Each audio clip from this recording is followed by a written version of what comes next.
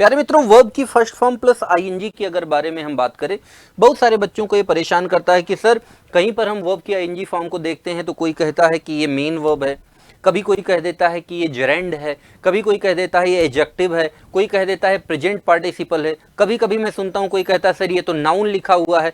तो आखिर इन सब बातों को सुन करके हम कैसे समझें कि कहाँ एडजेक्टिव है, कहाँ प्रेजेंट पार्टिसिपल, कहाँ जेरेंड है, कहाँ नाउन है, कहाँ वर्ब है, कहाँ मेन वर्ब है।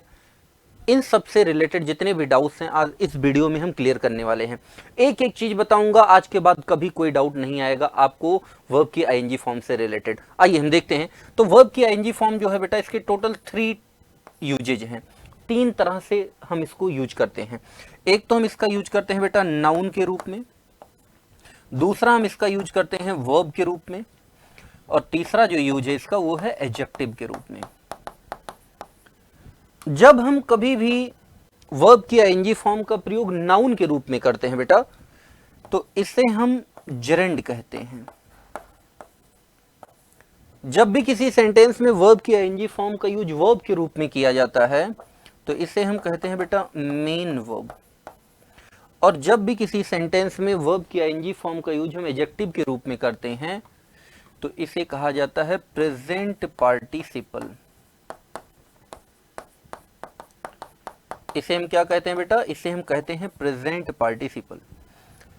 अब बात यह है कि ठीक है सर, ये बातें तो मैं सीख गया, ये बातें मैं समझ गया, आखिर सेंटेंस में हम कैसे पहचानेंगे कि कब नाउन है, कब वर्ब है और कब एडजेक्टिव है? तो आइए हम इस बारे में भी बात कर लेते हैं। तो इसके लिए मैं कुछ सेंटेंसेज लिख रहा हूं। जैसे पहला सेंटेंस हमने लिख दिया, हमने लिखा he saw a running man. दूसरा सेंटेंस हमने लिख दिया ही इज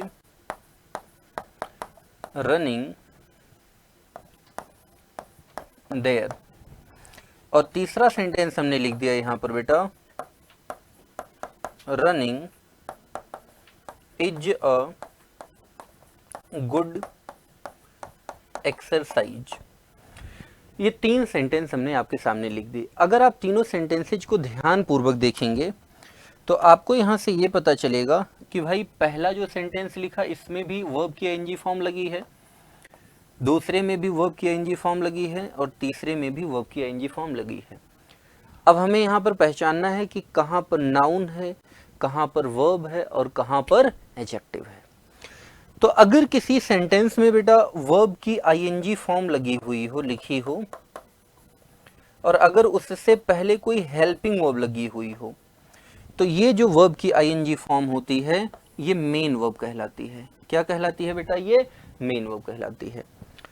अगर किसी सेंटेंस में वर्ब की आईएनजी फॉर्म लगी हुई हो और उसके बाद में कहीं नाउन आया हुआ हो, तो नाउन से पहले अगर आईएनजी फॉर्म लगी होगी बेटा तो ये क्या कहलाएगी? एडजेक्टिव कहलाएगी।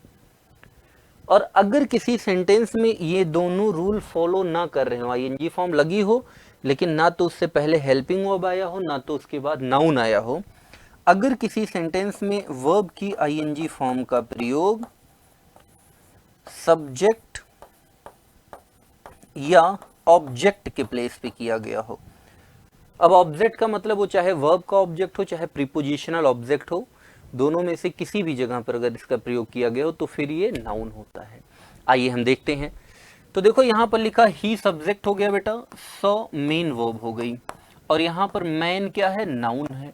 और अगर यहाँ नाउन से पहले एडजेक्टिव लिख करके, नाउन से पहले आईएनजी फॉर्म लिख करके आया है, तो नाउन से पहले आईएनजी फॉर्म आएगा तो क्या काम करेगा? एडजेक्टिव का काम करेगा। और जब आईएनजी फॉर्म एडजेक्टिव का काम करे तो इसे हम प्रेजेंट पार्टिसिपल कहा करते हैं। मीन्स ये कि अगर कोई बोले कि भाई यहाँ एक प्रेजेंट पार्टिसिपल है, तो वो मात्र इतना कहना चाहता है कि वहां पर जो एडजेक्टिव है वर्ब की आईएनजी फॉर्म में लिखा हुआ है।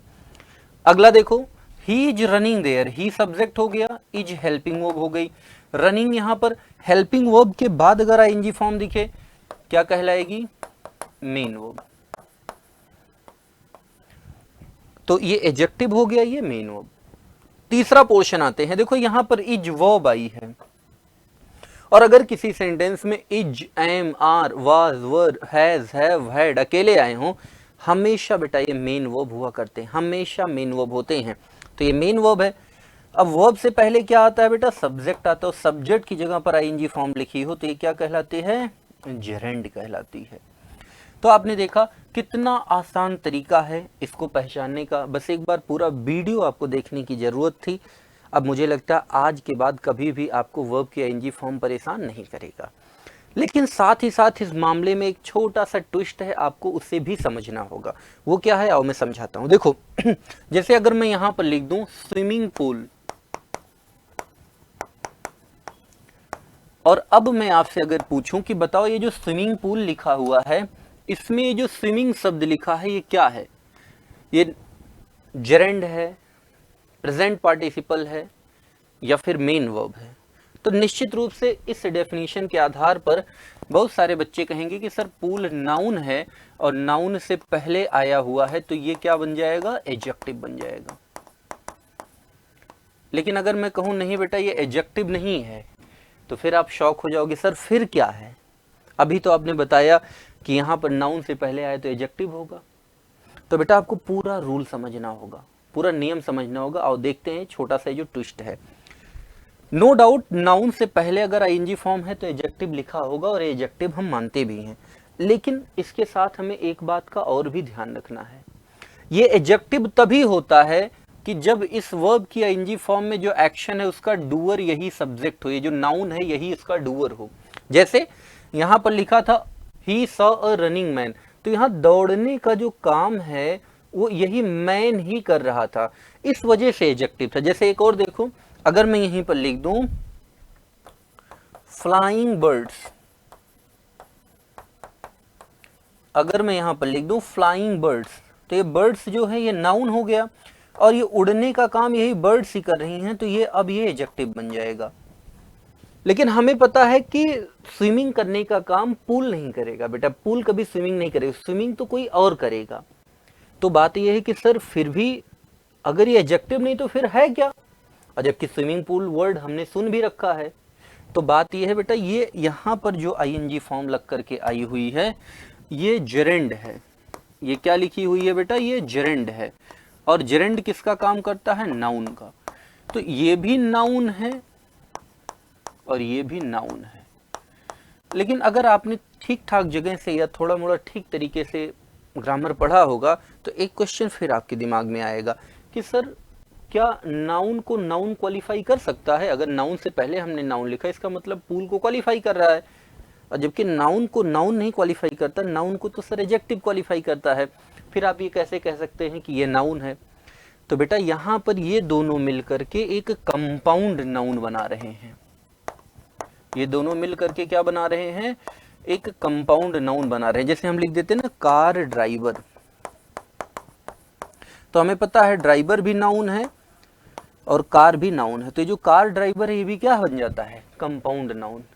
तो स्विमिंग पूल में जो स्विमिंग लिखा है ये जेरेंड है बेटा, ये एडजेक्टिव नहीं है। और दोनों मिलकर के क्या बना रहे हैं? Compound noun. तो हमने तरीका क्या बताया पहचानने का कि आप देखो कि इसमें जो एक्शन हो रहा है उसका डूअर ये नाउन है या नहीं है। अगर ये नाउन इस एक्शन का डूअर नहीं है तो फिर वो एडजेक्टिव नहीं होगा।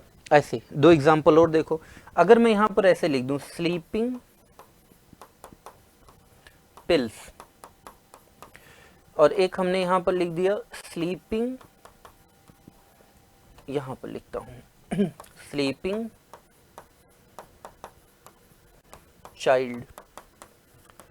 अभी जो दोनों हमने आपके सामने दो सेंटेंसेज लिखे हैं, इनमें देखो पिल्स ये नाउन है, और नाउन से पहले आया तो अधिकतर बच्चे कहेंगे सर स्लीपिंग एडजेक्टिव है, जबकि स्लीपिंग एडजेक्टिव नहीं है। क्यों?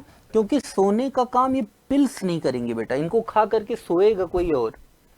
फिर बात है फिर सर ये क्या है? तो यहां भी ये जो स्लीपिंग लिखा है बेटा ये क्या है? जेरेंड है। और स्लीपिंग पिल्स ये दोनों मिल करके एक कंपाउंड नाउन का फॉर्मेशन कर रहे हैं।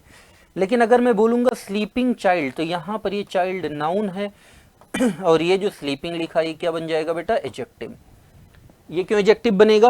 क्योंकि हमें पता है स्लीपिंग मतलब सोने का काम कौन करेगा? यही चाइल्ड। तो आपने देखा कि आप कितनी आसानी से वर्ब की आईएनजी फॉर्म कि जो कन्फ्यूजन्स थे उनसे आप छुटकारा पा सकते हैं।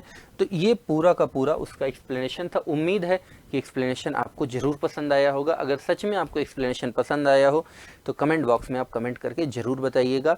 और इसके अलावा और कौन कौन से टॉपिक्स हैं और कौन कौन से पॉइंट्स हैं और कौन कौन से ग्रामर के रूल्स हैं जिनको लेकर आप कन्फ्यूज रहते हैं, कमेंट बॉक्स में ज़रूर कमेंट करके बताइएगा। सभी पर मैं एक स्पेशल वीडियो बनाने का प्रयास करूँगा।